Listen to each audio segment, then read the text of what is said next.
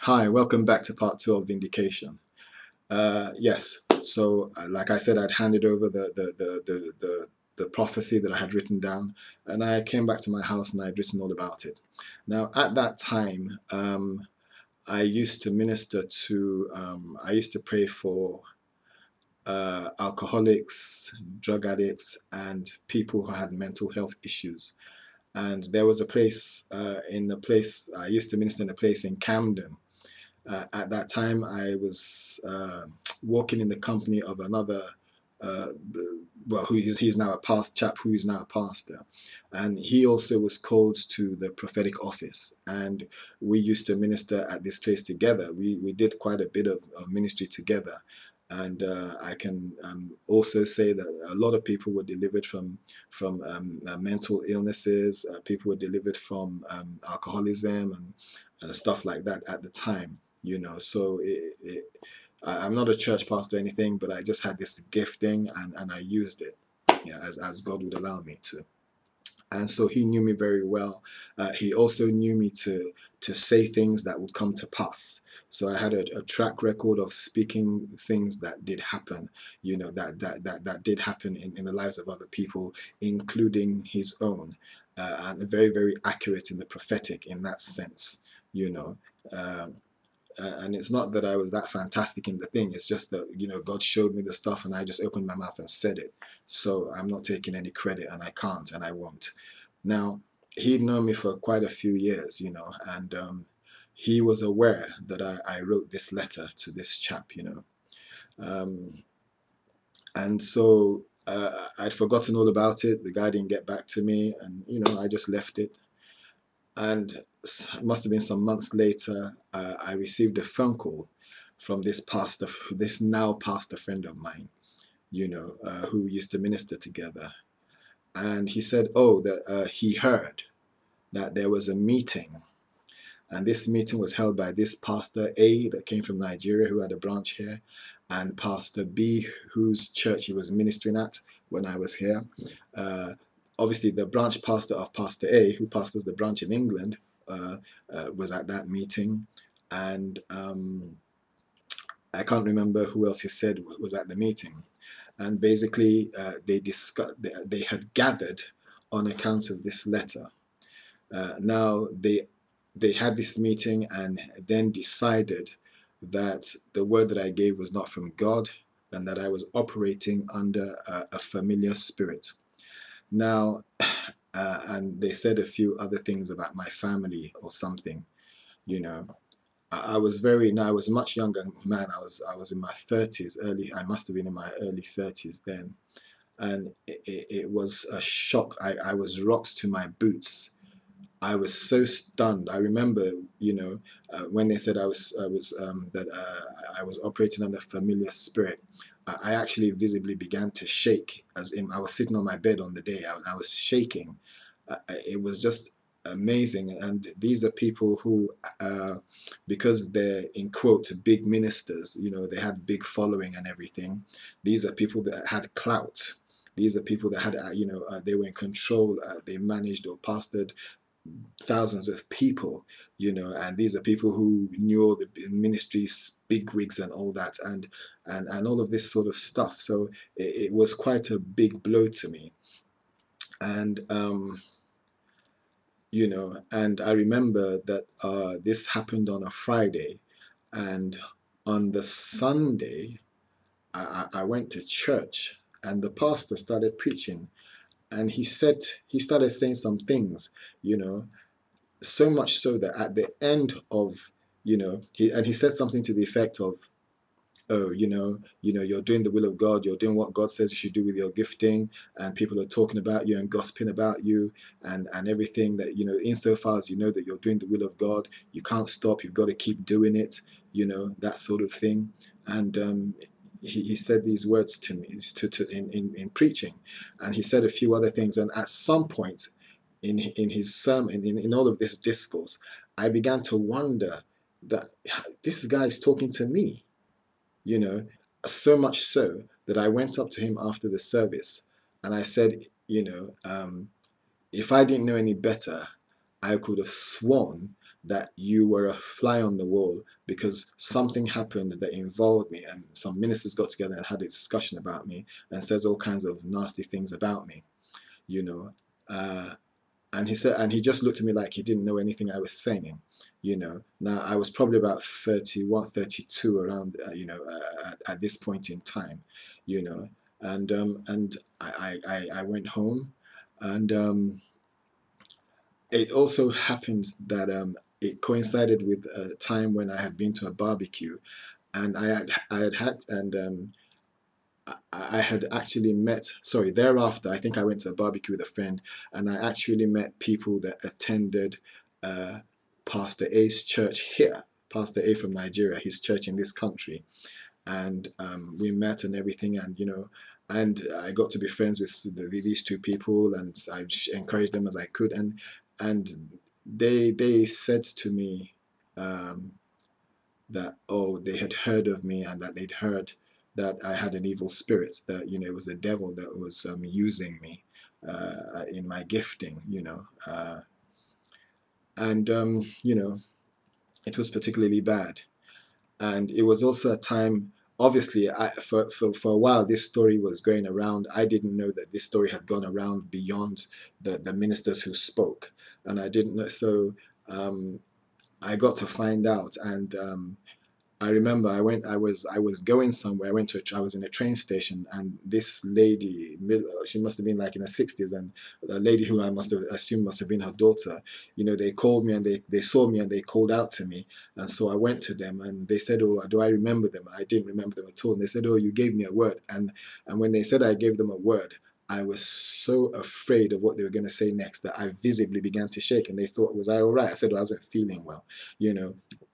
But you know, they said, oh, I gave them this word and it came to pass and everything. And as soon as they finished talking to me, I went and I stood all the way down the other end of the platform. And from that time, for a period of 3 years, I couldn't bring the word of the Lord to anybody. I just couldn't. I just could not bring the word of the Lord. That experience knocked me so badly, knocked my confidence. I just said, I can't do this.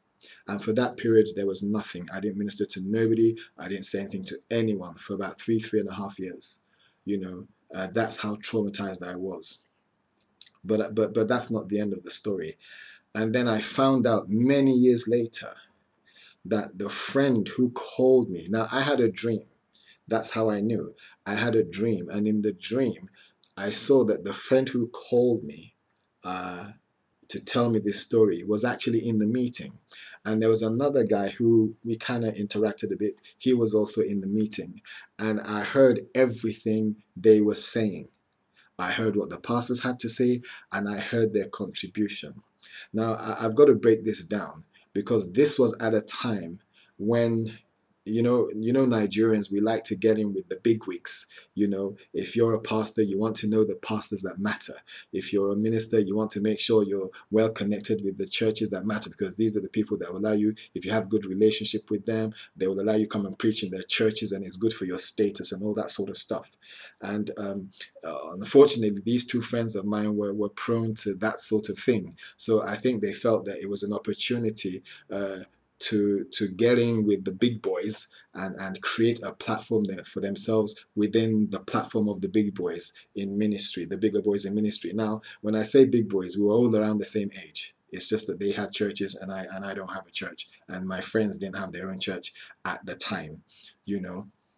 And so they were trying to sort of, you know, so ministerially climb, you know, and elevate themselves. And so in doing that, what they then did was that they began to attack me and say things about me and say things they knew about me and my family in this meeting.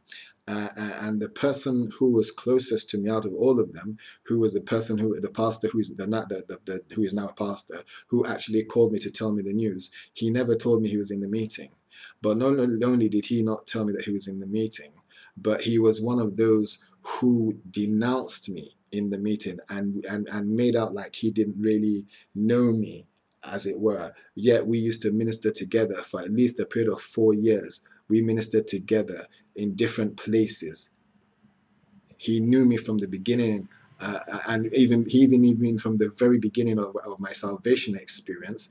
And he knew me, and then there was a gap, and then we sort of interacted again for a period of years, and he knew me in ministry. We had gone to places to minister together.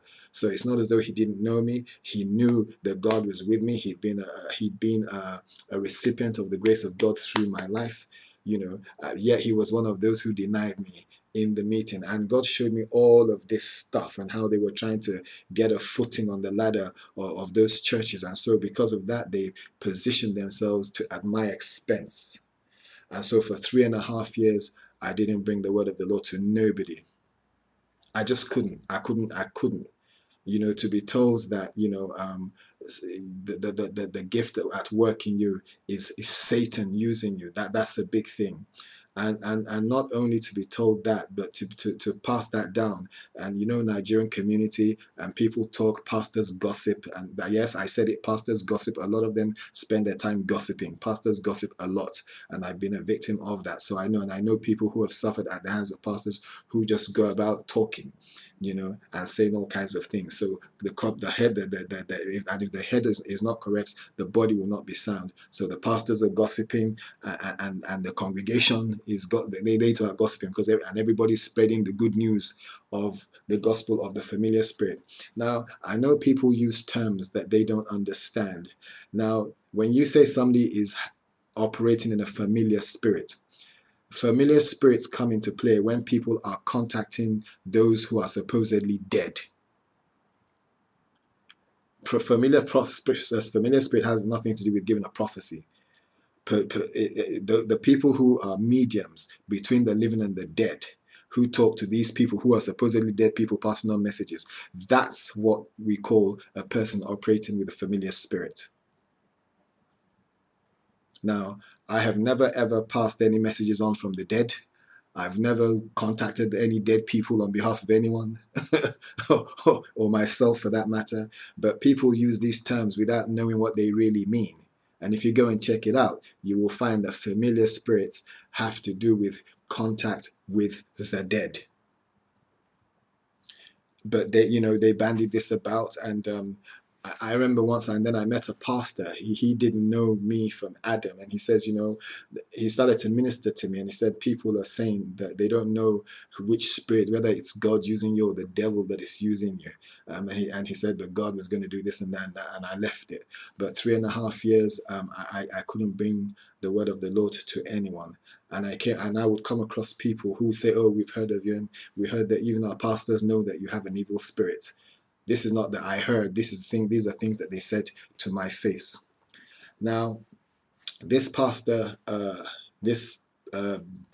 who I gave the words to, he didn't even pray about the word. He gave it to his associate pastor in the UK, and it was this associate pastor that had went and prayed and came back with this news that God said, And I also found out that my pastor, who I thought could have been a fly on the wall, was actually in the meeting. They called him because they knew I went to his church, but he never said anything to me. They called him, and that's why he was preaching the way he did on the Sunday.